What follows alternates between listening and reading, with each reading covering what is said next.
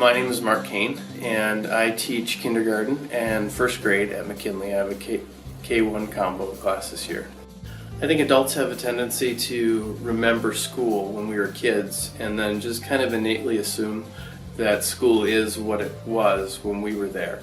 And kindergarten today is vastly different than kindergarten 20 years ago or 30 years ago or 40 years ago especially. We are full day, and that in and of itself is a big change. Hi, I'm Andrea Wells, and I teach kindergarten at Meadowlark Elementary, and I love it here because there's no other grade where they learn so much. We really, in kindergarten, we call it the new first grade, a lot of us, because we are no longer playing as much as we used to. We've got reading standards that we need to meet and writing. They'll be writing paragraphs by the end of the year. Hi, I'm Tiffany Binford. I'm a kindergarten teacher at Orchard Elementary, and this is my 6th year teaching here. For a student to be ready to learn in kindergarten, we hope for them to have some interest and understanding in letters and numbers. So not necessarily knowing, what every letter is in the alphabet, but being able to identify some of the letters helps to build the foundation for when we do start to introduce letters one by one. It becomes a lot easier for kids when they have some background knowledge of letters and letter sounds and names. We also really like the students to know just some of the basic numbers, counting even just to 10. Having that base really also, again, helps once we do introduce the main skills. We also are far more academic. The demands, like it or don't like it, the demands of academics have increased the rigor of kindergarten. Some of the same things that once were first grade or second grade activities are very much part of kindergarten. Students that come into kindergarten ready to learn are attentive. They can sit and listen and really attend to what we're speaking about, paying attention from topic to topic. They can hold pencils and color with control, cut lines, both jagged, curved, write their name, recognize their name is helpful. We'll learn penmanship in the beginning, but the more that they come ready to go with most of that in place, the better off they are. In terms of thinking of academics and the things that parents and caregivers can do to have their kids ready for kindergarten, maybe as a very practical, specific thing, being able to read their name in print is huge. That's just one simple skill that if a child doesn't have the ability to recognize their own name and to know the letters in their own name, they really start at a disadvantage compared to some of the other students. There's a steeper learning curve.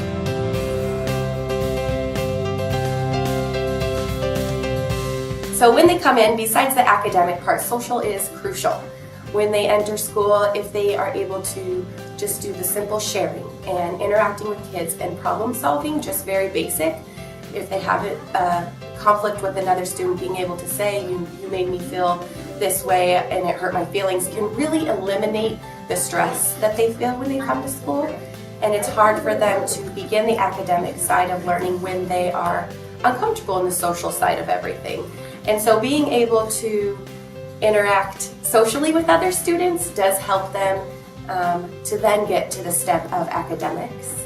How they respect and talk through different things with their peers is huge in kindergarten and of course beyond. We're asking them already in kindergarten to work in inquiry groups where they meet with partners and talk through questions. They try different science techniques together. One of the hardest problems with that, though, is that they can't often work together. And so, unfortunately, the whole process is lost because we're back down to dealing with peer relationships, and it just gets into the way. This is an example of how our students sit in kindergarten. We have 5 to a table currently because I have 20 students, which is very common in kindergarten. You can see that having those skills to work with peers is essential in these settings. Some kids have a hard time with proximity, and I always try to find placement for them that'll be best. However, we still need to know how to work together because kids share all their tools. That way everybody has the same opportunity as far as colors and whatnot. I keep things sharp. Scissors, highlighters, glue. We've got some pencils and colored pencils to give a few choices.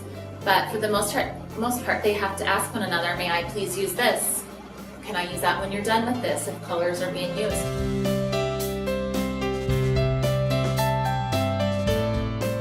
One of the other gifts that parents can give to their kindergartners is having a steady routine at home for bedtime. An early bedtime is, kids usually fight against that, at least initially my kids do, or did. But as you settle into a very consistent daily routine of, this is the time we wash up for bed, this is the time we brush our teeth, snuggle up with a book, and then bed. Those kinds of established routines help kids in the classroom.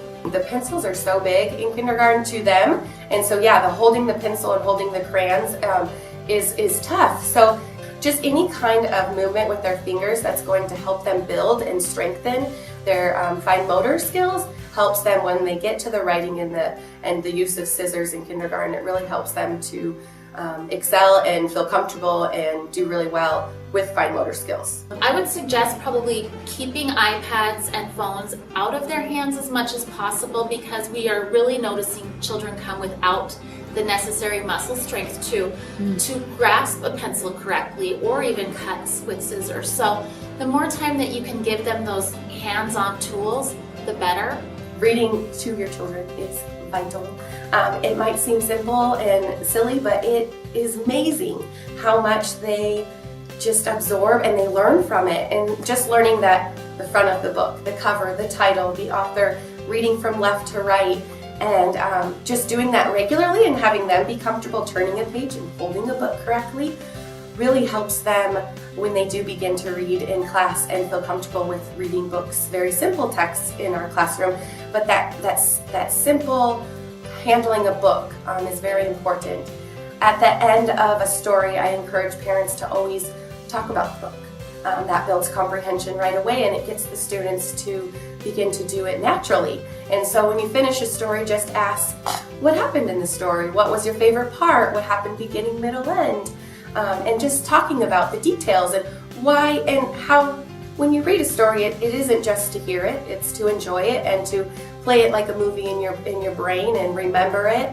So when they begin kindergarten and they hear stories, they just start to naturally do that, and that's where their comprehension and their love for reading just starts to fly when they discover the love and how wonderful reading is. Singing, playing word games, manipulation with words. I was mentioning driving around in a car is a great time to be spending some of that quality time with your child.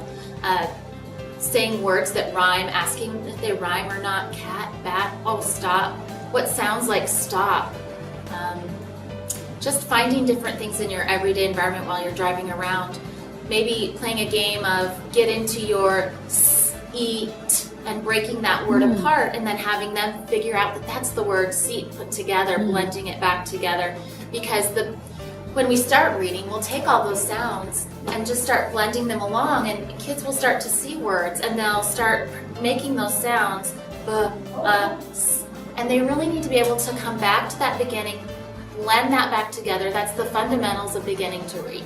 So the sooner that they're ready to start manipulating and playing with those words, the faster we'll see them take off. Some of the things that I encourage parents to do are playing games with counting, from things like Parcheesi or Uno, any kinds of things that have number recognition. Games, bring games, board games, card games with numbers.